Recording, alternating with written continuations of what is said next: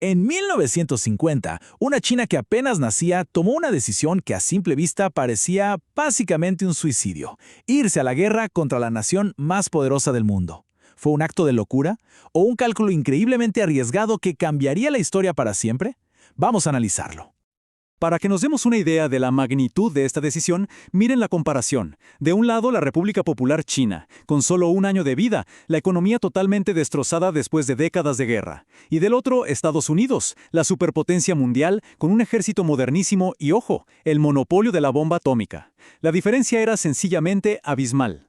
Y aquí está la pregunta del millón. ¿Qué puede llevar a una nación en ruinas a arriesgarlo absolutamente todo en una guerra que, sobre el papel, no tiene cómo ganar?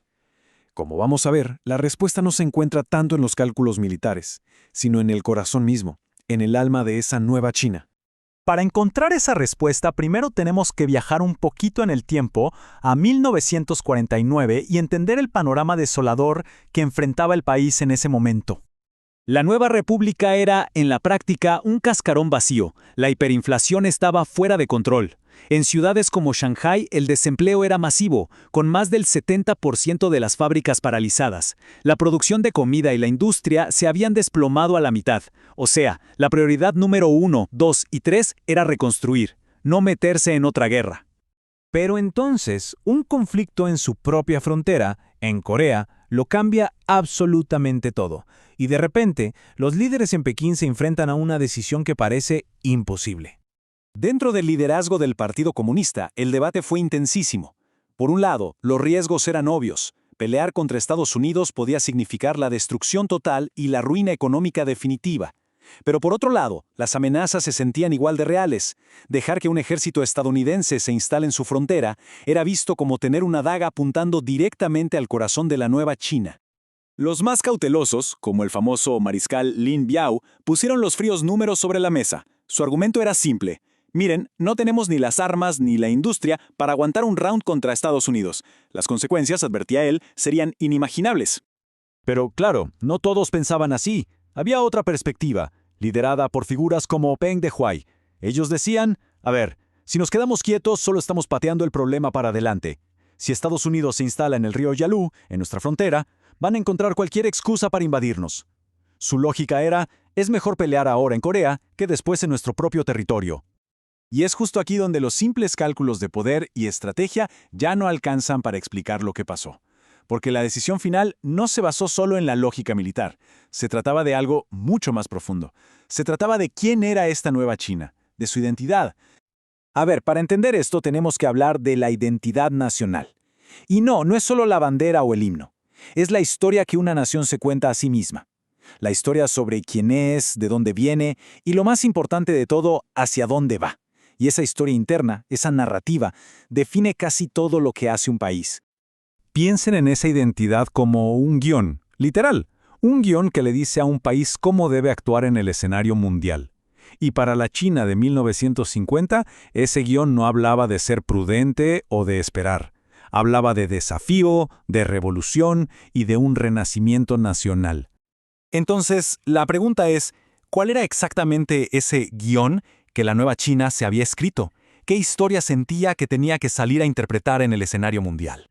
Bueno, podemos resumirlo en 3 ideas clave, 3 pilares fundamentales que, al juntarse, hicieron que ir a la guerra en Corea no fuera solo una opción, sino casi una obligación existencial. El primer pilar era terminar, de una vez por todas, con lo que ellos llamaban el siglo de humillación.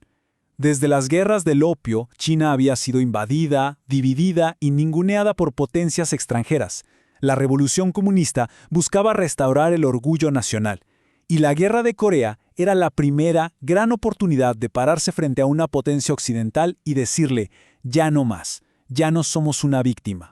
El segundo pilar era su propia identidad revolucionaria.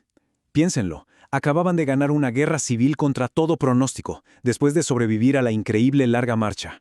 Esto creó una autoconfianza brutal, una creencia casi mística en que la voluntad humana y el espíritu de lucha podían vencer a la tecnología y al material. Esta mentalidad hacía que la diferencia de armas con Estados Unidos pareciera menos un problema insuperable y más un desafío épico. De hecho, el propio Mao lo dejó clarísimo en 1949. Dijo que la victoria en la guerra civil no era el final, sino apenas el primer paso de una larga marcha.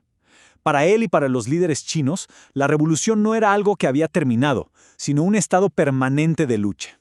Y la guerra en Corea encajaba perfecto en esa visión del mundo. Y finalmente, el tercer pilar, su nuevo rol en el mundo. La China de Mao se veía a sí misma no solo como un país, sino como un faro para la revolución mundial y un pilar del bloque socialista.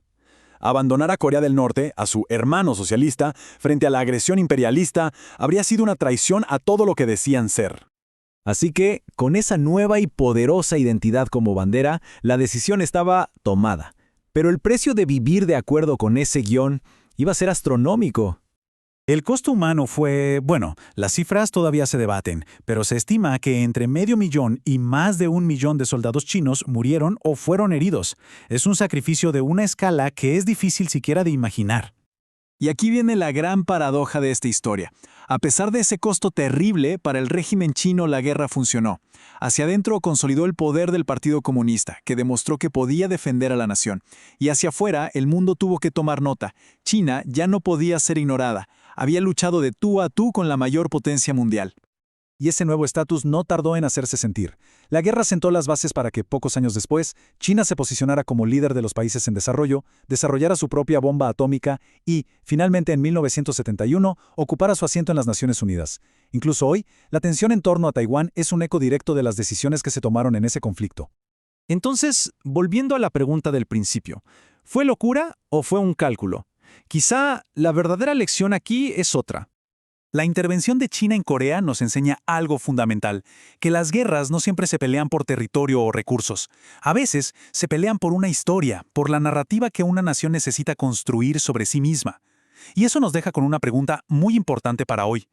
¿Qué guiones, qué historias nacionales están escribiendo ahora mismo en el mundo y cómo podrían estar definiendo los conflictos del futuro?